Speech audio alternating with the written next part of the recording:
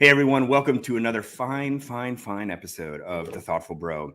We are here live and streaming as usual on a mighty blaze at Tuesdays at 2, figuring out what makes great books tick, what makes great authors tick. And the order du jour is to figure out what makes Garth Risk Hallberg tick. And that is a tall order because there's a lot going on in a Garth Risk Hallberg book. More on that in just a moment. For those who may not know, A Mighty Blaze is an all-volunteer initiative that started during COVID to help writers reach readers virtually. At A Mighty Blaze, we're never asking for your money. If you like us and want to show the love, just follow us on social media, on Twitter, LinkedIn, Instagram, all the places, and retweet us and tell your friends about us. If you are in the mood to spend money, though, I do have an idea for you. I would recommend you spend it on epic father-daughter stories of marriage, grief, betrayal, addiction, and redemption. Books like The Second Coming by Garth Risk Hallberg. We'll put a bunch of links to buy that on bookshop.org in the chat so you can support indie bookstores. Regarding questions for Garth, please just put them in the chat and we'll get to them at the end of the interview. And now, a bit more about Garth. He is the author of City on Fire, which was a New York Times and international bestseller and was selected as one of the best books of 2015 by the Washington Post, Los Angeles Times, San Francisco Chronicle, the Wall Street Journal, NPR, The Guardian, Vogue, and more. It became adapted into an Apple TV Plus series of the same name. He's also the author of a novella, A Field Guide to the North American Family. And in 2017, Granta named Garth one of the best young American novelists. His work has been translated into 17 languages. And now he is back with his second book called The Second Coming. It's an intimate epic that plunges us into the lives of a troubled teenage girl and her estranged father as they attempt to reunite. Christina Baker Kline called it breathtaking. Joshua Ferris called it a sprawling, aching, ultimately hopeful account of a father's love for a daughter and the daughter's defiance of that love. And finally, I love this Goodreads review. One Goodreads reviewer who has struggled, he admitted in his review he struggles with addiction himself. He said, "This made me cherish my sobriety, be thankful for my wife, and hug my kid a lot closer." And that made this book a big win for me. Whoa. Garth Risk Hallberg, welcome to The Thoughtful Bro. Oh, thanks, man. Thank you so much for that introduction. I have never been on Goodreads to my knowledge. So that's really incredible that you pulled that. That means a lot to me. Yeah, I mean, it's an amazing thing when the rubber actually meets the road and you're dealing with an actual human being who had an actual meaningful experience with your art rather than, say, a critic. So yeah, I love that kind of stuff. Well, Garth, I'm so happy you're here. I have so wanted to talk to you ever since your first book came out. That was we're about the same age. And I remember looking at you and being like, oh my God, look what this guy is up to. This is amazing. Blazing a trail for all of us. The latest book I thought was astonishing. It was, to me, just so full of life on every page. It's almost overwhelmingly full of life. I sort of over the weekend dipped in and dipped out. I was reading it on my phone, and then I was listening to the audiobook, and then sort of going back and forth as I raced around this weekend. And it was a great book for dipping in and out, just because there's just such great richness to it. So anyway, I've blathered on long enough. Tell us in your own words, what is The Second Coming about? So, at its core, it's these two people. It's a father and a daughter.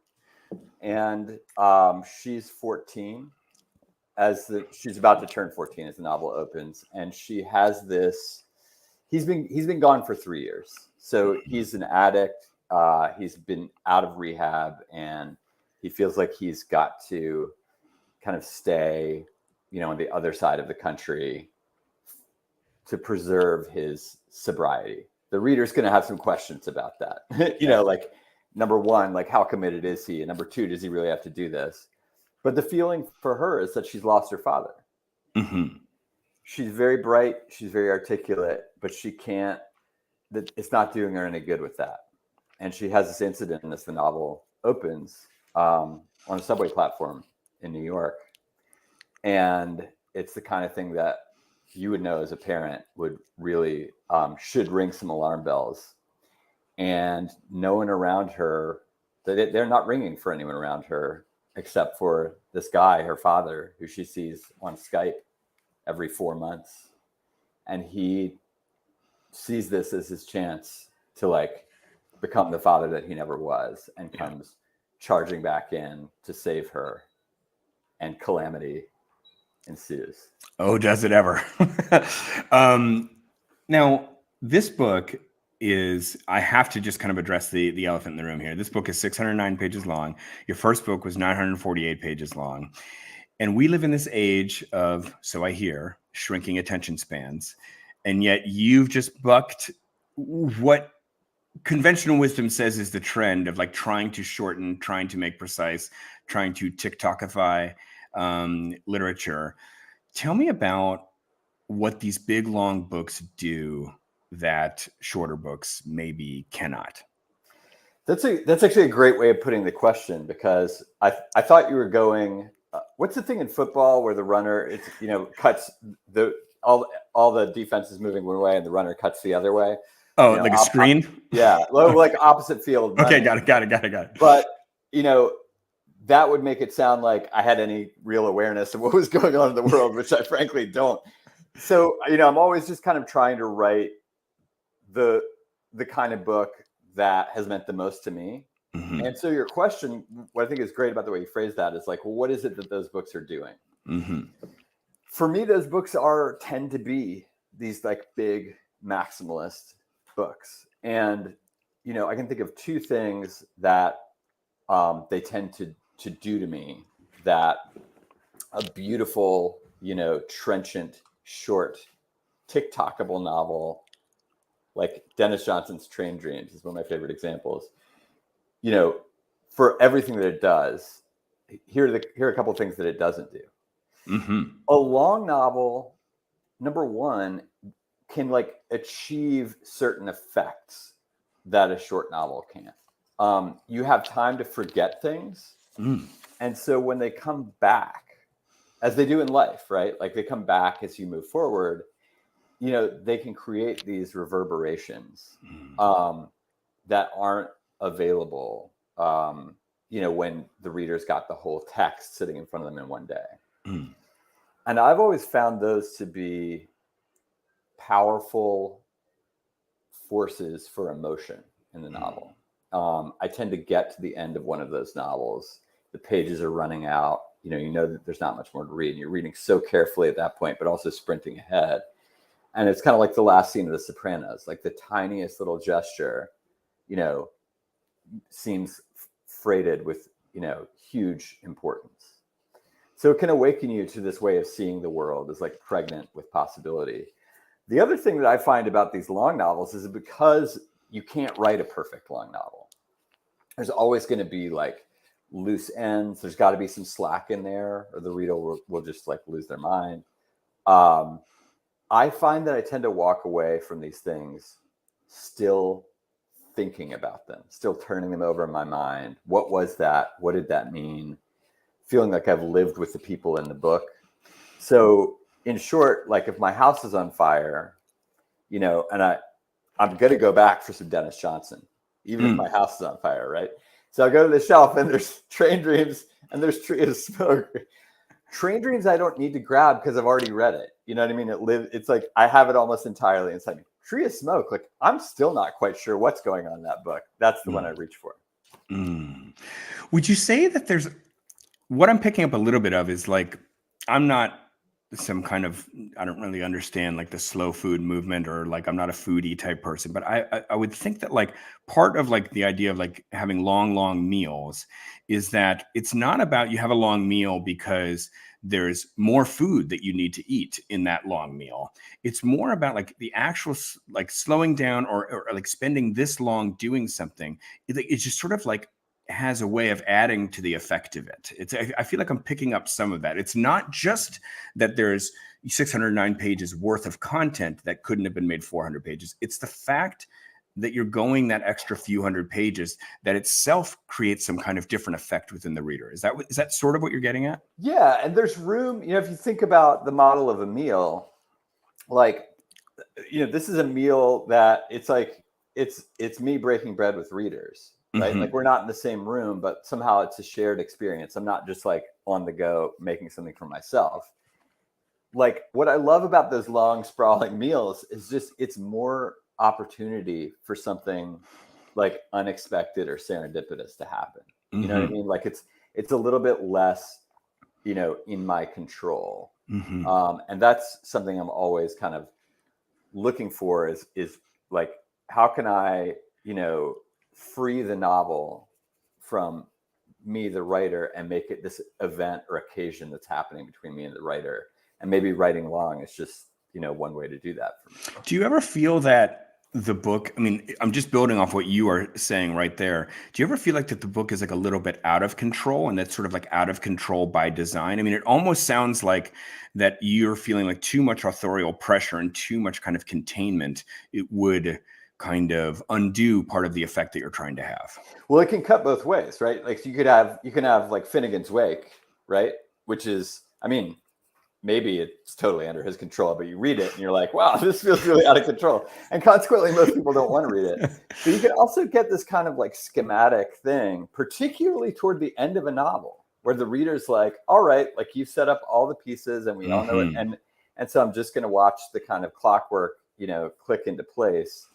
And maybe what I mean by, like getting beyond my ability to control is something about freedom. It's something about making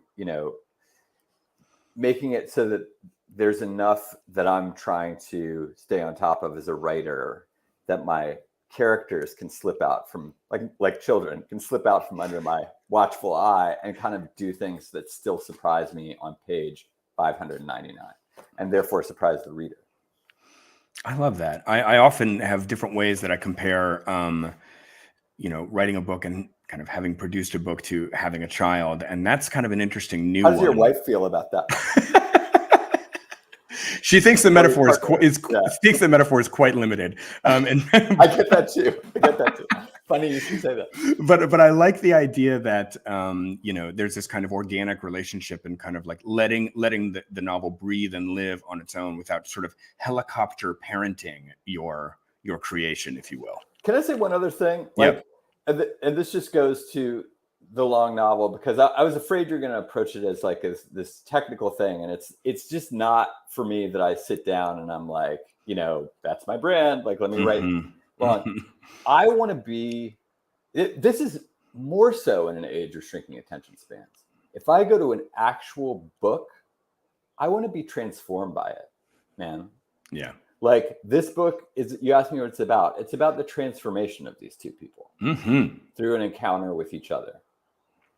And I can't tell you whether, I don't want to spoil it and say that transformation, it ends in comedy or ends in tragedy, but transformation is what I'm after.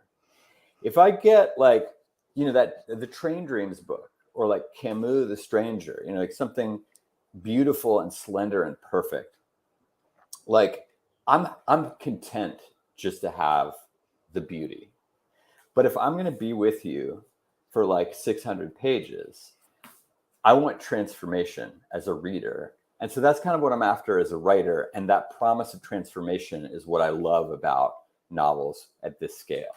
Oof, I love it. I particularly love how you started saying that, like, if you're coming to a novel, it's like, look, there's already a kind of barrier to entry. It's like if you're coming to a novel is sort of like selectively looking for a kind of certain kind of experience, which then you are doubling down on giving them that particularly novelistic kind of experience. All right.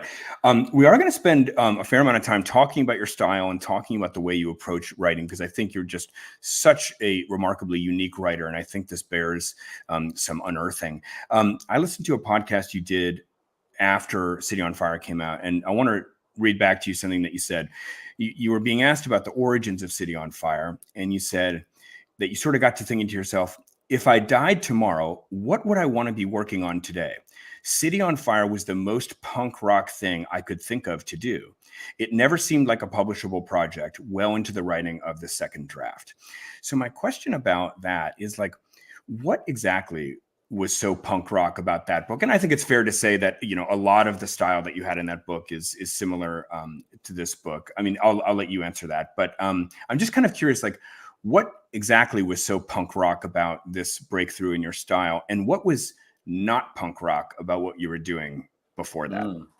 So the punk rock thing, aside from that novel actually kind of centering on this, punk rock milieu of mid to late 70s New York, which was my way of, like, writing in code about the DC punk scene of the 90s, which is the one that I actually knew. Like, so aside from the subject matter, what was punk rock about it was the scale of it. And I don't necessarily just mean that it was clear to me from the start that it was going to be a long novel, you know, on the scale of Bleak House or of Underworld or of Middlemarch. I mean the scale of it also in terms of, you know, complexity, the demands that it makes on the reader's attention. You know, you just have to track a number of characters through a number of plots, and even the scale of the prose, which is very exuberant and you know, kind of prose that says yes to everything. The reason that struck me as punk rock in that moment was when I started writing the book, it was like maybe the first iteration of the, you know, narrative of the death of our attention spans. So this was like 2007. You know, just, this is really crass, but like Borders bookstore, you know, the chain just closed. Why? Because like nobody was buying books. Nobody could compete with the Kindle, you know, name your culprit. Facebook's taking off, you know, everybody's just like, you know, the phone has just been invented in 2007. It's like, you just kind of got these tea leaves, like short attention spans are what's happening. And I just thought, like, number one, like, well, what do you lose if you write toward that? You know, like not that I would ever, but like, what if I was going to write a novel in tweets? Like, what do I lose? One thing I lose is that transformation, man, that I'm after. Here I have this project that flies in the face of all that, right? Like, that's like, it's going to be finished and it's going to cost, it's just the paper is going to cost a lot of money. You know, nobody's going to want this thing. Nobody knows who I am. And I just felt like it's like going to Fort Reno, which is this park in, you know, in Washington, D.C., and like, you know, setting up a stage, like plugging in your amps and like doing your own thing. And people, you know, people are free to come or not to come. It's punk rock. That's what seemed punk rock to me about it. Yeah. Yeah. Your other question was what felt not punk rock about the work I was doing before. And that is a really good question. You know, if I think about what I was working on before, it was short stories. And then I had part of a different novel. And I just felt like it was too much like thinking about what was easiest for me to write and easiest to digest and look and kind of like, as one does when you're starting out writing, like kind of like, you know, your models are like it's just easier to like model yourself on Raymond Carver than it is to model yourself on yourself. Yep. You know, I wouldn't say Carver was exactly the model for me, but that's sort of, you know, where it's like, you know, spare and unsentimental was like something I was trying to learn how to do. Yeah. And so I'm going to pivot into talking about Tom Wolfe for a second. So he's somebody that comes up a fair amount with your work. I mean, he wrote a big New York City novel, Bonfire of the Vanities. And then that was in 1987. In 1989, he wrote a very famous essay, which I know you're familiar with, called Stalking the Billion-Footed Beast. And I just want to read like a brief selection of it, which is often quoted. So this is sort of Tom Wolfe kind of defending his style of this kind of grand, some people would say a social novel, the kind of big How We Live Today novel. And he says at this time, the late 80s, publishers were, quote, scanning the billion-footed city for the approach of the young novelist who surely would bring them the big novels of the racial clashes, the hippie movement, the New Left, the Wall Street boom, the sexual revolution, the war in Vietnam.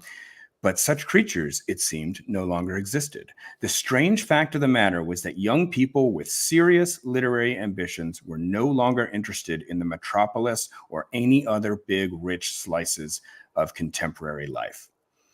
And one of the things he's really reacting to there is the kind of ascendance of other modes of fiction writing like absurdism, magical realism, modernism, minimalism.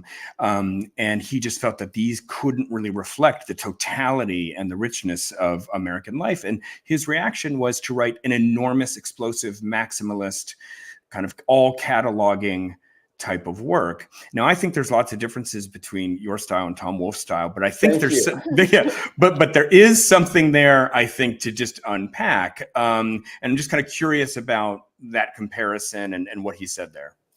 Yeah, and luckily for us, he's dead now. So, I mean, may he rest in peace. But like, I can speak very freely about Tom Wolfe.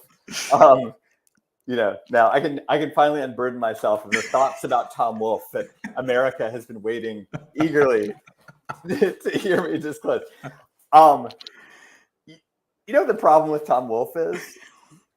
The problem with Tom Wolfe is that it's all outside. So it's all like exteriors.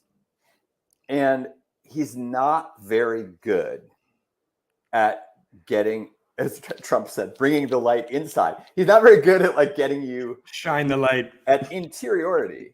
And so you have the feeling with his, novels of walking, and of which, there are many problems, but it's like you're walking down this, around a meticulously realized stage set. Like I got to go on the set of Joel and Ethan Coen's The Hudsucker Proxy once, and it was like this crazy, 3D model or whatever. And you look inside these buildings, and they're empty. It's just like it's just struts and cardboard, right? So like, to me, there's that richness, that and he's got all, he's got the fat, he's got all that stuff down. He's got it cold, but there's that exterior richness that he's finding in like Dickens and George Eliot. But he's missing the fact that the insides of the people in George Eliot are like as magnificently detailed, just like a great cathedral. The inside is as complex and illuminated as the outside is. And so that is something that I felt like, got, I won't say it was overlooked by readers of City on Fire, but people were very excited about the exteriors. And I was like, hey, like, look what I'm doing with the interiors. So this book, The Second Coming, is like, a cityscape of the interior. I mean, each of these, like Jolie and Ethan particularly, are two protagonists. Each, they have, rough neighborhoods inside them. They have, teeming, downtowns inside them. They have, little scene chapels and art museums where no one ever goes, all inside them. So I love the maximalist impulse, but if you're going to embrace the world, I'm like, embrace not just the outside, but the inside where we live it. That is fascinating. And I think like that's my rap on Tom Wolfe. Oh yeah, 100%, dude. I mean, he's not coming back from that. So I'm making no claims for like definitiveness. It's just something I've been thinking about Wolfe for a long time. Yeah, and I'm sure I bet it's been stewing a little bit because people often bring you two up together. But there's a character in City on Fire who at one point says, but how is it possible for a book to be as big as life? And I think that like people have different answers for that question. I mean, here you are, you're talking about Tom Wolfe, and it's kind of like the surface of it and kind of all these set pieces and, the exteriors that, maybe you never scratch below the surface. Then you have something like Knausgaard, who is like writing huge, long books that are kind of void of like much action at all, like sort of void, almost intentionally void of anything to really look at on the surface. So you kind of like must come face to face with like just what are the feelings generated from like this 200-page trip to the grocery store. But I just think it's an interesting question. I think it's a question that not all writers are trying to answer. This question of like, can life be presented in literature in its totality, right? But I feel like that is sort of a question that's interesting to you and that you're sort of trying to do. Yeah, and Knausgaard's like a great, that's a great example. Another, writer of the same period that's been kind of important to me is Elena Ferrante, like two novelists who do, I mean, they really do interior life, and feelings. And, the thing I would say is that's also this, not to keep beating Tom Wolfe, but when you ask how is it possible for a novel to be as, or, I asked it, since City on Fire, to be, as complete as life, or however I put it. Part of the answer has to involve the reader. Like, so that's kind of like a stealthy, like a secret thing about what Knausgaard's doing, and Ferrante's doing, and what I'm trying to do in these two novels, and particularly, The Second Coming, is to leave, to give you this kind, the obviously detailed outer life and inner life, but I'm trying to like leave room for you to bring your inner life to it too, and for you to bring your feelings to it too, because we've all been 14. Mm-hmm. We've all been somebody's kid. We've all been confused.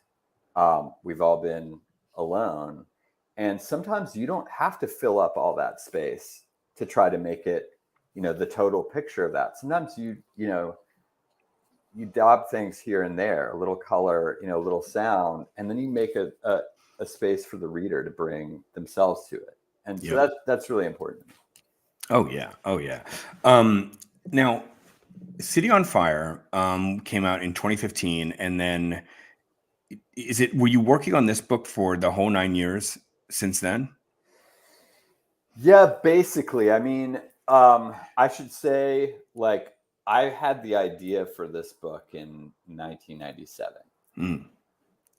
And I wrote bits and pieces of it. Then, I mean, I just, like, they're terrible. Mm-hmm. So I wouldn't even look back at it.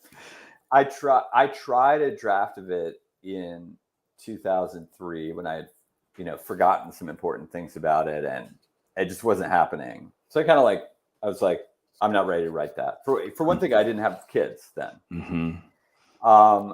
I came back to it. I was on book tour for City on Fire. I have a hard time writing in hotel rooms. Like, it's just not, I mean, I was doing it, but like the pages were garbage.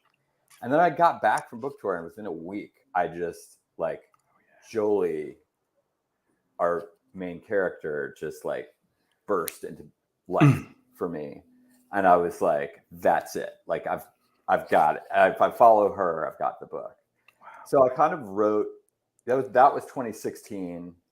And then I basically wrote, I would say, 6.5, 7 out of the next eight or 9 years. But also in those 8 or 9 years, COVID. Yeah. And then 2 more kids for me. So like, there were some periods, as I'm sure you can identify with, of like radically reduced productivity. Yeah. And can I ask you, writing in the shadow, because of course it is not news to anybody, but City on Fire was a very celebrated, very big deal, one of the biggest debuts in recent memory. And how did you deal at all with the pressure from that, to the extent you felt any pressure, or like, was the shadow of that book hanging over you in any way, or did you feel like you weren't even, it was completely in the rearview mirror and you were just moving forward? I would say I dealt with it not well. Like, that experience for me, because I mean, it's hard to emphasize how completely in earnest I am when I say, like, that book felt like publication was just, by virtue of the nature of the project, just was not something I was thinking about. Mm-hmm. It was committing to not thinking about that for 7 years. And so, when all the stuff that happened around it happened, it was a little bit like being turned inside out. And I think that's a metaphor that would speak to, anybody who's published a book. Mm-hmm. And then you can fill in whatever blanks you want as to how intense that would have been for me, because, it was a lot of attention. Yeah. And so that was like, I dealt with it not well. And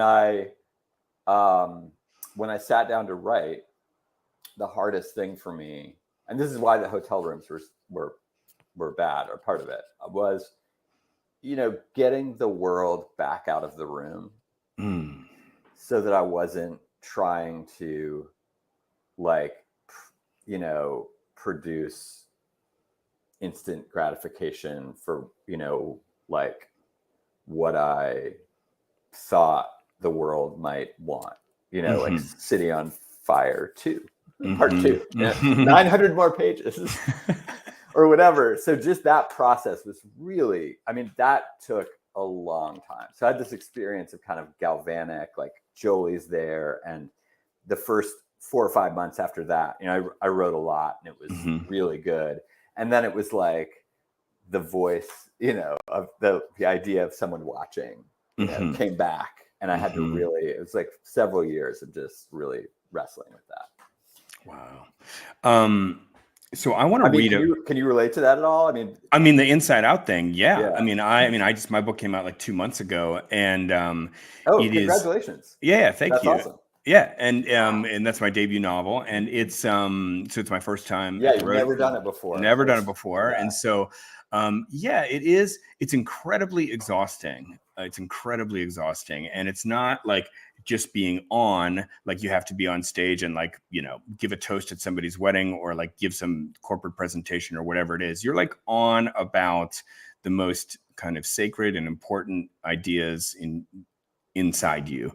And I don't know. I mean, I think like putting them out there into the world has been just like really stressful, because the response to my book has been good. The response to your book was good, but inevitably there are people who like take a shot here and there and you know, really don't like it. And it's, you know, we've been talking about children, but I was saying to somebody recently, like, you know, having a book out there is sort of like on Goodreads and Amazon and whatever, is sort of like having a website that's like ratemychild.com. I mean, like imagine if there was a website that were like that somebody could be like, I hated this 8-year-old so much. I never want to see this 8-year-old again. I wanted to throw this 8-year-old in the trash or whatever, like about your own kid.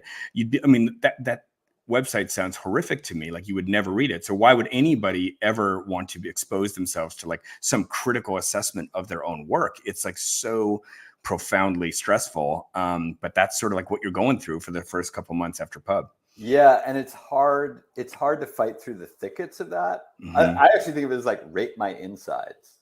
Yeah. Yeah. Are my insides hot? You know, is my soul hot? Yeah. No, even better. Yeah. Rate my soul. And you know, it sounds like that you're approaching the work the way I do, which is like, you know, I want it to be my soul. You know, not the part that's important isn't the my there, it's the soul. Like I want, you know, because readers are bringing their souls to what you read, and it's like one of those rare places that souls can meet. Yeah. So like I feel like, you know, you feel like people are saying like your soul is ugly, like, but it's hard to fight through the thickets of that and get to the fact. You know, you have to go back to what reading was like for you. Like, where are you from? I'm from Massachusetts, from Worcester. Yeah. Worcester. Yeah. I know it well. So, you know, you're in like the public library or something at Worcester and you're pulling a book off the shelf and it really speaks to you. It doesn't matter, you know, like it doesn't matter that, you know, somebody said, you know, Jane Austen's soul is overrated. You know?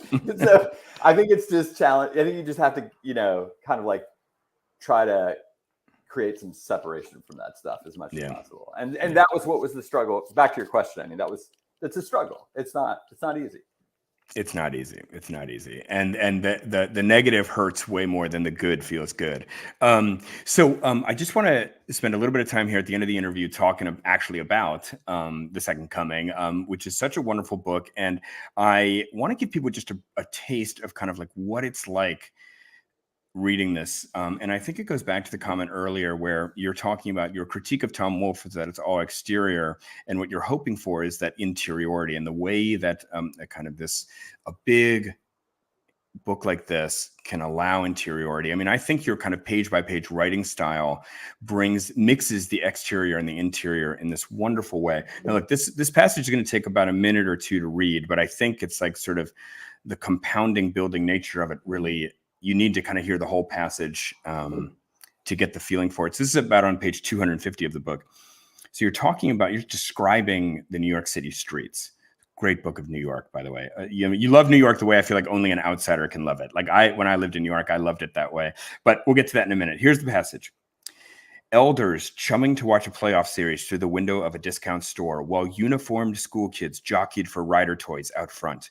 The park entrance across from the old Coliseum, where breakdancers congregated opposite lost tribes of Israel, and again, miraculously, these same dudes in their Aladdin drag shouting into a megaphone 10 blocks south, while Lubavitchers with dangling loops watched their comment, and deeper into the transformation zone, inflatable rats shaming non-union construction workers, actual rats skirmishing over a bagel, Chuck Close at the MoMA, Chuck E. Cheese at Times Square, hookers ducking cops with People Rama to one side and the Lion King or whatever on the other, army recruiters recruiting, men in cutoff shorts, holding hands and openly Frenching, and us rolling south, hopping off onto the sidewalk and then on again to cruise the widened bus lane on Broadway below 14th, where cabbies dragged cardboard from their trunks to pray, and at dusk, drifting off Broadway into the Village, shops where I bought hip-hop, fences of gutted brownstones hung with perfectly good clothes, a designer hoodie, the denim jacket I wore all that fall, and restaurants where we refueled cheap sushi under a Springsteen poster, rare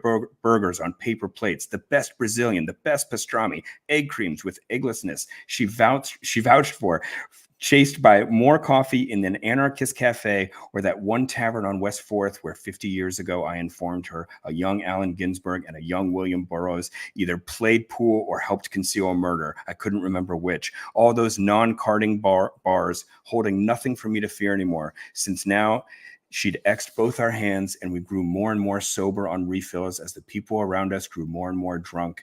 Yet in a different sense, any moment could have been anywhere. Our conversations, installments in a single 1,000-hour conversation we carried around the island of Manhattan as a snail carries its home.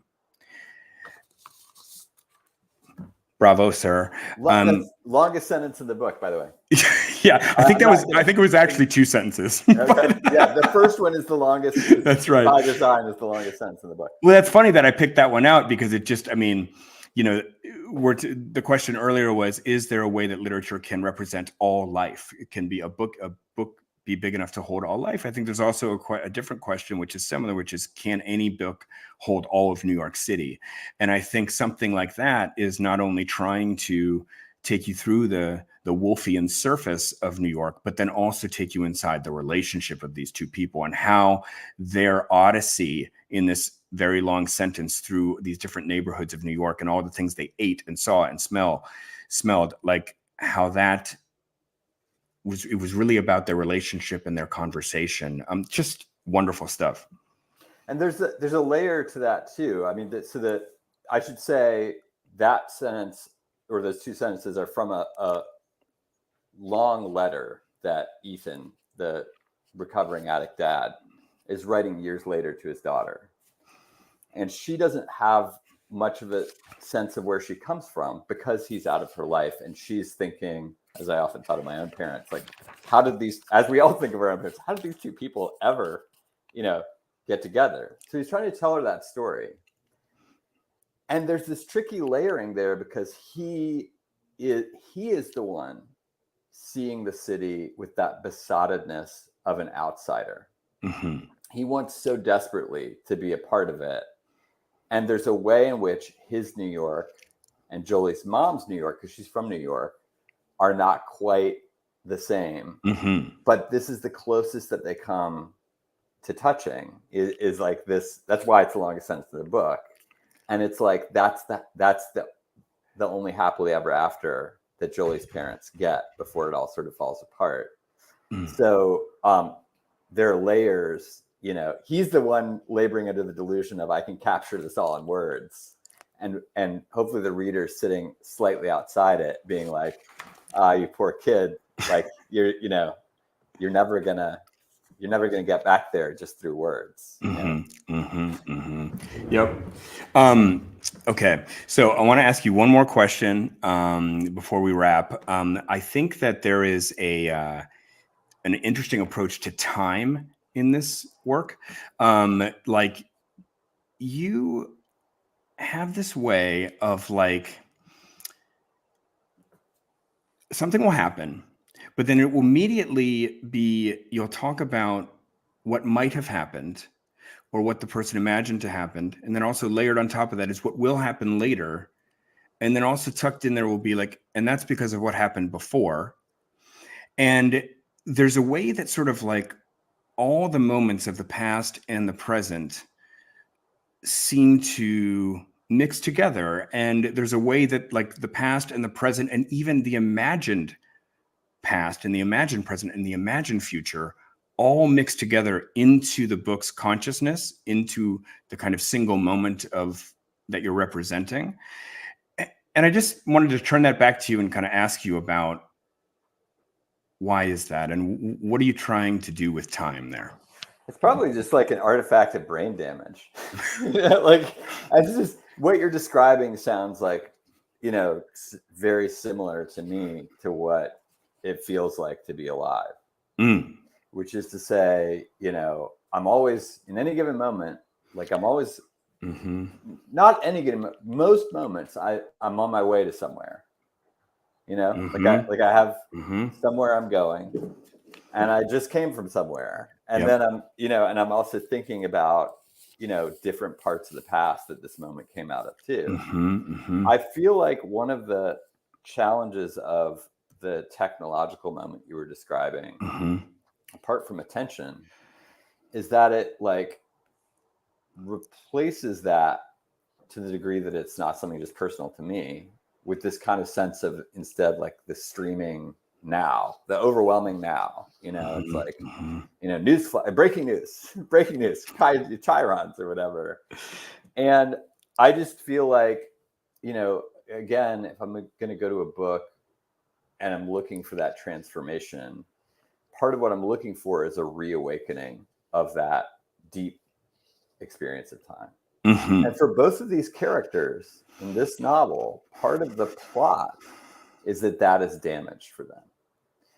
Like Ethan can't really access at the beginning of the novel where he's been. He's a man without a past because he is running from the things that he has done as an addict and how he got there. And he can't tell that story. And Jolie doesn't have a story to tell because she's missing half of her family. And so the transformation that I want these characters, to be on and to lead the reader on is one of recovering their stories. Not stories in like a totalizing sense, like the story that will explain everything, or that like ties a bow on everything. It's like, that was that. I was an addict. Now I'm done. Now Dad's back, or whatever. But rather a story that's like a kind of ocean of time that's all that you carry around with you everywhere. It's really interesting, this question of time. There was an essay that I once read about Tolstoy, and one of like the kind of uncanny aspects of Tolstoy's work was that it gave the reader a feeling of time passing. And it was, I've just kind of, that comment really stuck with me because I've never heard, I read that essay a long time ago, but I'd never heard somebody saying that the quality of the illusion of time passing is a literary quality that Tolstoy possesses.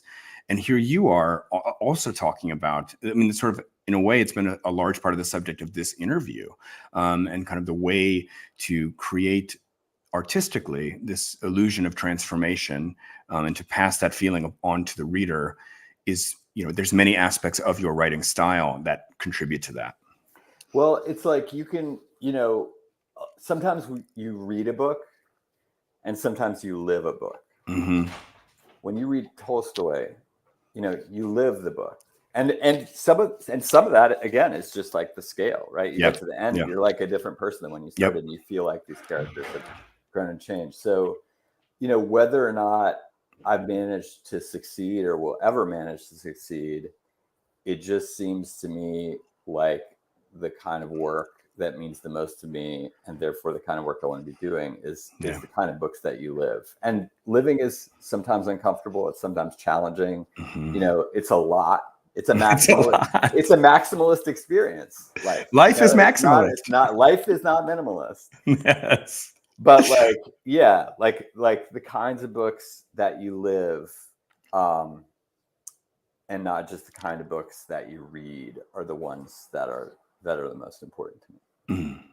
Okay, so I am going to. There's a comment that I really liked here from Stephen Koss in the audience, and he said, "I love the ambition and the striving in Garth's prose, the big swing." I mean, 100% on all of those.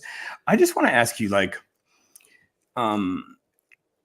ambition is a word that is often used to describe your work, and I just am curious what you think about that, and sort of.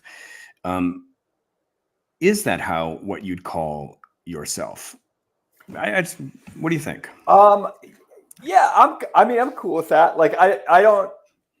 I think the weird thing about ambition is, like, I feel like sometimes the way it gets used, it has sort of very worldly connotations, right? Like people tend to be ambitious for career, ambitious for money, ambitious for this, that, and the other. Like I tend to think of myself as maybe more like yearning, like the kind of like spiritual side of that, or the metaphysical side, but like that's an ambition too. So I don't know how you would write a book and not have the ambition to write a book. You don't just accidentally write a book. So okay, but that. Let me just push it a little bit further then. But so it's not ambition in the worldly sense. It's yearning, a spiritual yearning. Okay. But yearning for what? What is, like, how could your ambition, say, be met? Oh, it can't. It can't. I mean, it's like, listen, man, like, the Joshua Tree, right? I mean, the park or the album? The album. The album. Joshua Yeah. Tree, right? Yeah. Like, where the streets have the opening of the Joshua Tree sounds like, these people and their ambition is just to disappear in the vastness of the everything. You know what I mean? Like that, when I was like 8 years old, 9 years old, listening to the Joshua Tree, I was just like, yes, like that's what all of this is. That's what I thought we were all kind of chasing, in whether it's in art or in love, or in the places where we find the infinite. Yeah. You can't live there. You can't, like, set up a tent and be like, like Bono's still got to go on and start his hedge fund. You know what I mean? But like, I'm not embarrassed by U2's ambition, making the Joshua Tree. Like, they swung big, as your commenter said. And like, I've listened to that album. Not a month goes by I don't listen to it. Oh yeah. I mean, there's nothing quite like it. That's, I mean, definitely one of my favorite albums of all time. And we're not going to really have time to get into this, but just briefly, I have to touch on one of the major topics of the book, which is music. And music has always just been so important to you in your work. And this music talks a lot about Prince. Prince is on, it feels like almost every page of this, or kind of like kind of infusing itself into this work. Just any quick thought on the importance of music and the ways you try to bring music into your work? Yeah, I mean, music is like, it's kind of what I just talked about. I mean, music is like a place of where, like, these kind of woo-woo things about transcendence and kind of getting outside your own body, or maybe like making contact with other souls, actually happens on like a daily basis through the incredibly like unprepossessing medium of a 3-minute, pop song or whatever. And I just, like, it's always in the book because the characters are always trying to get to that place, or frustrated because they can't get there. I'm always jealous of music as a genre in how rapidly it can alter mood, how rapidly it can be consumed. And I think I've thought about this a great deal, and my great jealousy of music. And the way that I've kind of resolved it in myself is that I think that novels, in part because of their length, as something we've talked about a lot in this interview, can deliver a kind of unique and complex kind of suite or melange of feelings, a grander kind of scale of feelings than a pop song. But I mean, it's not lost on me that pop song just operates so much more quickly, like a hit of morphine versus kind of like a bite by bite eating of manna from heaven. I share your jealousy. And I should also say, like, that ability to deliver a feeling quickly is like one of the things that about music that made it important for me as a kind of like a sobriety object too. So that may be part of why it's in you know, in the book, because it's like you're like, man, how am I going to get through this next 3 minutes? And then you're just like, all right, let's put on some Taylor Swift. It's like, it should be okay. Oh my gosh. All right. Well, look, folks, the book is called The Second Coming by the great Garth Risk Hallberg. Garth, this has been an awesome conversation. I've loved every minute of it. I want to end with the question that I often end with, which is that imagine that there is an ideal reader for The Second Coming, somebody who just received this book the way that you dreamed it would be received in your wildest fantasies. And this person finishes your book, they close it, and it's sitting in their lap, and they look out the window. Describe in a phrase, or even if possible, a single word, what is the feeling that this reader has? That's me. I love that. I know I said just do a phrase, but could you like expand a little bit because it's so great? I mean,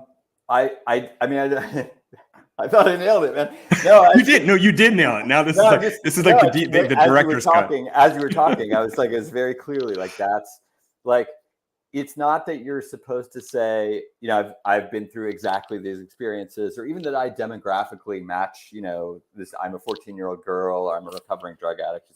It's like being able to see someone, look at someone whose life looks different from you, from that outside that we talked about.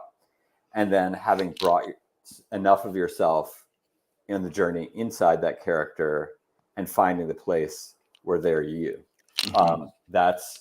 That's what's happened to me, you know, in the reading experiences that have meant the most to me. And it's part of where Jolie and Ethan need to go in this book, is they need to be able to look at each other and say, I'm me, but I'm you too. You too. Oh my God. Yes. No, but I very much had that feeling. And even in that passage I read, I mean, I so just deeply identified with kind of a relationship being this kind of like never ending 1,000-year conversation. It's so beautiful, so full of interiority. And that felt like that's me for sure. And that describes a lot of relationships that I've had. Awesome. Garth, thank you so much for coming on. Folks, thank you for this big audience today. Thank you for all your comments. As always, The Thoughtful Bro is a highlight of my week. Garth, best of luck with the book. And it's going to do great. And I know you just put it out, so thank you for making a little bit of time for us. Hey, thank you so much. This has been a lot of fun, Mark. And congratulations again. Thank you. All right, folks, we'll see you next week on Thoughtful Bro.